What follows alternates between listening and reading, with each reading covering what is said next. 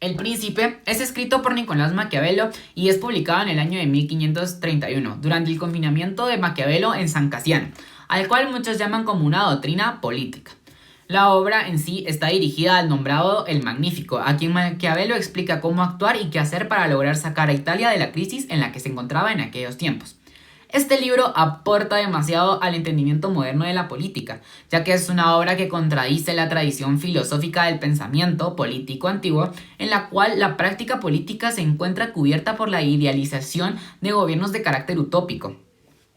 Pero el libro El Príncipe, Maquiavelo nos establece que el ejercicio real de la política implica situaciones reales con personas y pueblos reales en los cuales las conductas, decisiones y acciones generalmente no responden necesariamente a la moral, sino a las leyes del poder. El fin de este libro radica en que deja al descubierto las verdades prácticas del poder y muestra la forma en que frecuentemente el ejercicio del poder contradice a la moral, ya que nos lleva a la reflexión que en vez de centrarse en la religión, los gobernantes deben enfocarse en las estrategias políticas que los llevarán hacia el poder. De esta manera, Maquiavelo expone detalladamente la forma en que el gobernante debe hacer frente a las diferentes situaciones o circunstancias que se le presenten y establece que el principal fin de la práctica política es conservar exitosamente el poder. Para demostrar sus teorías, Maquiavelo nos explica diferentes situaciones históricas reales de algunas del mundo antiguo y otras de nuestro presente. Y debo decir que me encuentro a favor de que cada príncipe debe aprender a no ser bueno y practicarlo cuando sea necesario, como lo establecía Maquiavelo. Además, debe ser una persona astuta, debe ser ingeniosa, debe ser audaz, no debe ser traidor, no debe ser soberbio. Debe deshacerse de sus enemigos, ya que estos podrían rebelarse contra él al momento de ejercer su gobierno.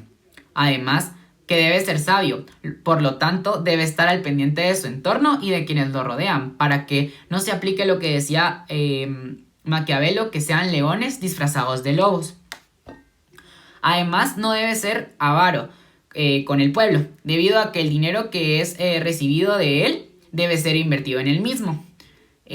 Además, es más fácil conservar un estado que es por herencia o por dinastías o linajes, que imponerse en uno nuevo, el cual está acostumbrado a dichas formas de gobierno.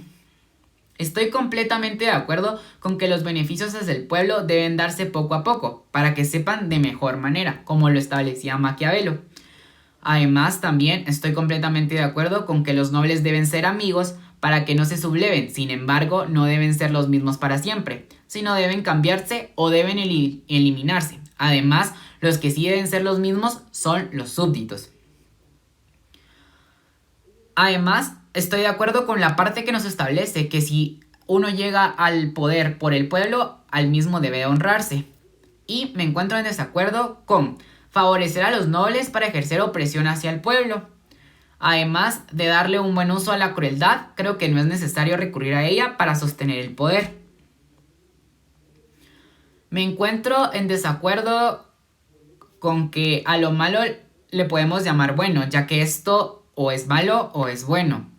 Y por último, me encuentro en desacuerdo con el sobornar al pueblo para mantenerse en el poder, ya que considero que esto se debe dar de una forma natural, ya que si se hacen las cosas bien y con el debido proceso que se deben de tener, todo esto llevará a no verse en la necesidad de sobornar al pueblo.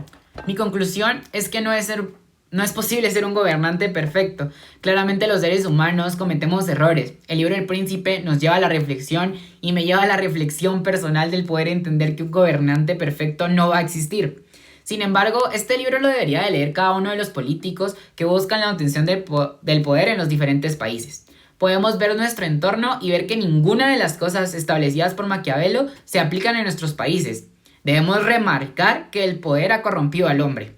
Sin embargo, como establece Maquiavelo, el fin supremo es lograr la obtención de dicho poder. Pero debemos mencionar que Maquiavelo nos abre el conocimiento y el entendimiento y nos explica cómo ser o llegar a ser ese gobernante adecuado e idóneo para cada país, para cada continente, para cada espacio. Hay que entender que no solo se trata de la obtención del poder, sino se trata del beneficio de todos, de la búsqueda del bien común, de la búsqueda del colectivismo que va a ayudar a todos, que va a ayudar tanto a esa persona que llegue al poder como que esa persona que tenga el poder ayude a las personas que lo eligieron, que lo respetan, que lo siguen.